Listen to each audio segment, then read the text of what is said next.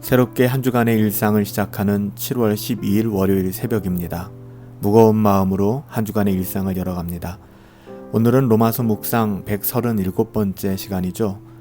지난주 금요일과 동일한 본문이에요. 로마서 10장 3절 말씀인데요.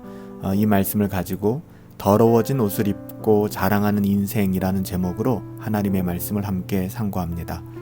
로마서 10장 3절 말씀 보시죠. 하나님의 의를 모르고 자기 의를 세우려고 힘써 하나님의 의에 복종하지 아니하였느니라. 아멘. 사도 바울은요, 올바른 지식을 강조하고 있습니다. 이것이야말로 당시 유대인들의 상태를 가장 잘 보여주는 말 아닐까 싶어요. 심지어 오늘날 유대인들, 이스라엘 사람들을 바라보면 별반 달라지지 않은 것 같아요. 유대인들은 지금도 올바른 지식, 하나님의 말씀을 바르게 깨닫지 못하고 있죠.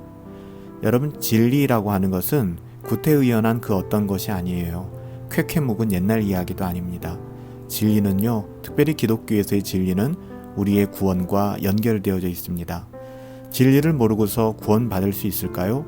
여러분, 이것은 언어도단이에요. 불가능합니다. 바울이 생각하기로는 바로 이것이 당시 유대인들의 가장 심각한 문제였죠. 유대인들은 많은 것을 알고 있다 생각했지만 정작 하나님의 의로움, 하나님의 의에 대해서는 알지 못했습니다. 예수님만이 하나님의 의가 되신다는 사실을 몰랐던 것이죠. 믿음으로 예수님의 의를 전가받아야만 한다는 사실을 몰랐습니다. 로마서 3장 21절부터 22절에 보면 이제는 율법 외에 하나님의 한 의가 나타났으니 율법과 선지자들에게 증거를 받은 것이라. 곧 예수 그리스도를 믿는 믿음으로 말미암아 모든 믿는 자에게 미치는 하나님의 의니 차별이 없느니라. 이 사실을 유대인들은 알지 못했어요. 유대인들은 자신을 비참하게 여기지도 않았고요. 구원받을 필요가 있는 대상이라고도 여기지 않고 단지 선민이라고 자랑하고 있었습니다. 구원에서 멀어져 있었지만 그들은 좀처럼 낙심하지도 않았어요. 사실 이게 무서운 거거든요. 대신 자신들을 경건하고 의롭다고 생각하고 있었죠. 자신들의 위치를 자랑하고 있었습니다. 선민이라는 것이죠. 그래서 바울은 유대인들의 상태를 다음과 같이 증언하였습니다. 자기의 의를 세우려고 힘쓰지만 그들의 삶을 통하여 하나님의 의에 복종하지 아니하였느니라. 오늘 본문 말씀이죠.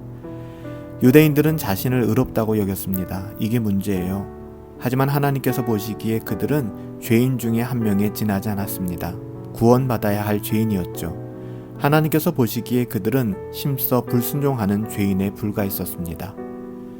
예수님께서는 복 있는 사람에 대해 다음과 같이 말씀하셨어요. 마태복음 5장 3절에 보면 산상수훈이죠. 심령이 가난한 자는 복이 있나니 천국이 그들의 것이미요. 참으로 복 있는 사람은 자신을 의롭다고 여기거나 자신의 힘으로 의롭다고 될 수 있다고 믿는 사람들이 아니에요. 철저하게 자신의 한계를 인정하고요. 자신의 힘으로는 절대 의롭게 될 수 없다는 사실을 알고 또 믿음으로 고백하는 사람들이에요. 그래서 예수님의 십자가만 바라보게 되는 것 아닐까요? 예수님의 공로만, 예수님의 은혜만 의지하는 사람들이 되는 것 아닐까요? 여러분, 하나님의 나라, 천국은 오직 이러한 사람들의 것이라고 성경은 분명히 말씀하고 있습니다.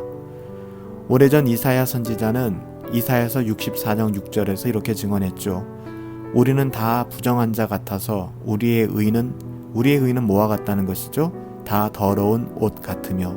그래서 오늘 설교 제목을 더러워진 옷을 입고 자랑하는 인생이다, 그렇게 정해보았어요. 이사야 선지자의 증언이었죠. 우리는 의로운 사람들이 아니에요. 우리는 다 부정한 사람들입니다. 그래서 우리의 의로움은 단지 더러운 옷과 전혀 다를 것이 없다는 사실이죠. 이것이야말로 우리가 항상 기억하고 되새겨야 될 말씀입니다. 참으로 우리는 아무것도 아니잖아요. 우리의 의는 아무런 가치가 없습니다. 우리가 할 수 있는 최선의 선행도 사실 하나님 앞에서는 누더기에 지나지 않는 것이죠.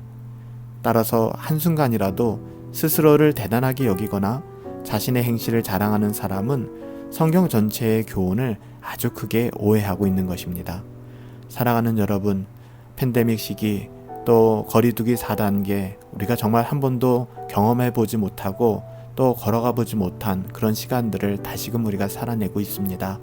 이 모든 과정 속에서 하나님께서 우리에게 하시는 말씀과 하나님의 뜻을 잘 분별할 수 있었으면 좋겠어요. 우리의 어떠함, 인간의 어떠함이 얼마나 무능한가, 얼마나 무력한가, 누더기와 같은 인간의 생각들 우리가 이 시간 인정하고 다 내려놓고 하나님의 은혜를 구할 수 있는 두 주간이 되었으면 좋겠어요.